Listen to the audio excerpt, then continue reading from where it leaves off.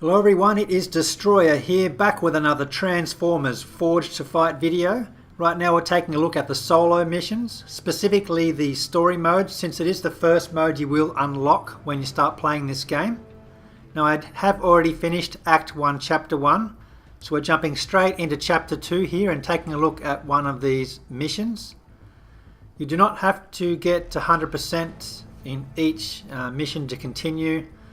And you can also do these over and over again to gain more experience and rewards. So in this particular mission, it's saying that I should take in this specific class. Since you do unlock, you need to go through a gate to attack some of the bots. So we'll go ahead and add this class so I can show you that. So these gates were only introduced in Chapter 2. It's not necessary to do them immediately, since you can continue on to the next mission and come back to them later on. But you will only get 100% if you defeat every bot in the mission. So there is usually some storyline on each mission. I'll go ahead and let you read that. You can skip this. There's currently 2 acts, but there's plenty of chapters inside each of them. Now here we have one path to go through.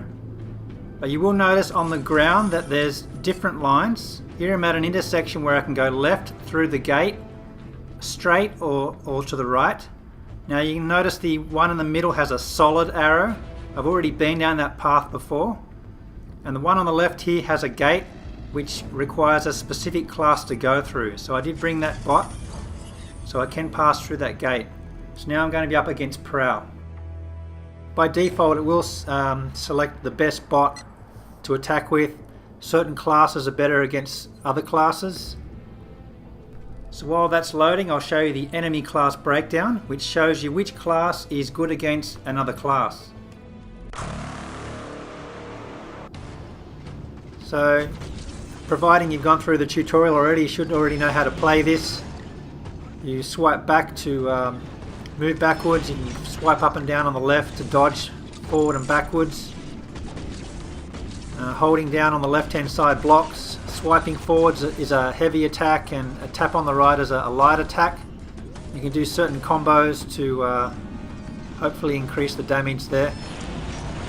Takes a while to get used to this, knowing when to block, when to run in, when to shoot.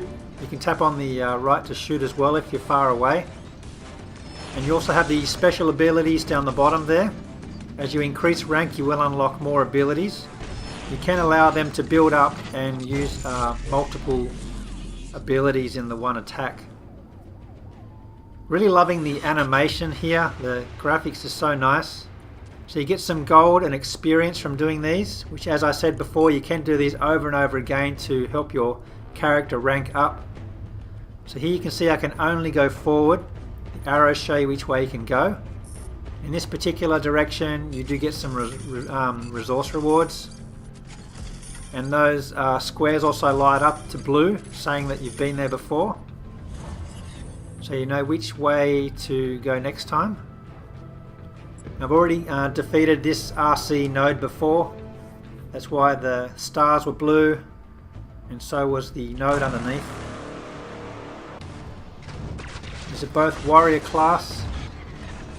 I have a 2-star here, it's quite strong, and I believe I already ranked up to rank 2 on this one, so it has a very good special ability. When the enemy is blocking, you can hold down your finger on the right hand side of the screen and do a special attack against that, which often will unblock them if it does hit. It's quite handy. Quite often it's better to do range attacks, you avoid getting hit. So RC here wasn't much of a challenge. Fairly similar power levels, but in story mode they seem to be a bit easier. I like the stats at the end of the attacks too, quite handy.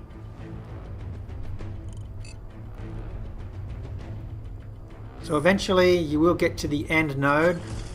You do need to defeat the end node in order to claim all the resources you found along the way.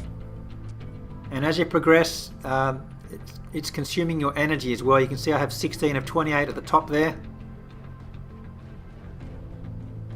So I have this green gate here. I'm going to go through here. 342 power there. It's a 2-star. It's quite difficult. I have an orange difficulty rating there. It has more health and power as well. It's quite difficult to beat. So you can always choose to come back and do these ones later on when you're stronger. The path down the middle is generally easier to complete. So it will take you a while to get used to all the different classes and the different bots' strengths and weaknesses. But by default it does select the best choice for you. There is a little wheel on the bottom right hand corner before you start. It shows you which class is good against other classes. So you can use that as a guide. These do get more and more difficult, so you can go back and do the earlier missions to gain more resource rewards and experience and level up. I'm trying to progress to level 20 so I can unlock a 4th bot, so that will be really helpful. So there's some more gold and experience, and some more resources there. These crates will open up and show you what you get later on. So we're up against Ironhide, 2-star, a lot more health than I have, as well as a lot more damage. So Ironhide is part of the demolition class. You can get a 1, 2 and 3-star of him.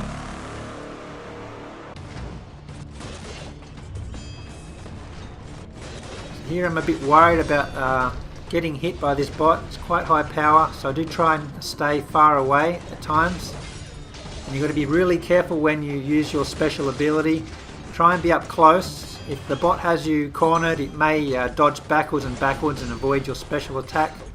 So try and have it cornered before you use it. I usually do one attack and then use the special, so I know it's not blocked straight away. So this wasn't too close. Luckily I outskilled this one. Throwing the knives from a distance does hurt the bot even though it's blocked. It does reduce the damage, but still does damage there. So the ranged attacks do come in handy. So I managed to level up as well, so I do get an increase in maxed energy as well. It's quite handy. So this will enable me to do a few more missions and level up some more.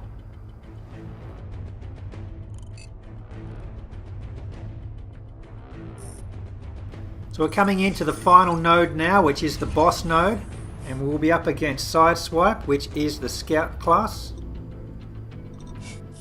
Some more storyline here, I'll let you read that at your own leisure. And it is 273 power, 2-star. Health is not that high. So there were 3 paths leading into this boss node.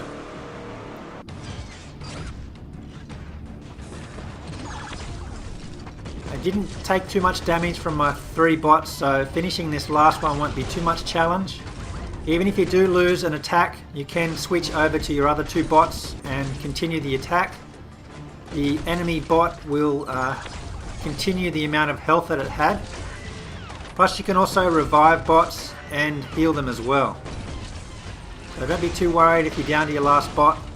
You do have your revives and the heals.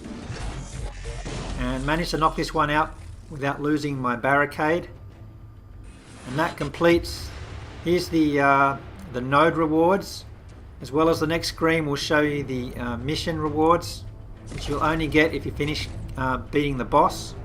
75% explored. I do have one more path to get through to finish that. So lots of ore 13. There's some gold there, and yeah, pretty good. You can keep doing these over and over again, providing you have the energy to do so. So that is, where is it, 75% explored. You can keep doing that, maybe take the next path and get 100%. But like I said, you can keep doing them over and over again as long as you have the energy. To get more energy, you can level up, which will refill your energy completely. Or you can wait, I think it's 5 minutes per 1 energy as well. So keep doing these solo missions, the story mode, until you level up high enough to unlock the next mode. And then that will give you something else to do while your energy recharges. So stay tuned for my next video. It will be on the daily missions, which is another solo mission. Bye guys.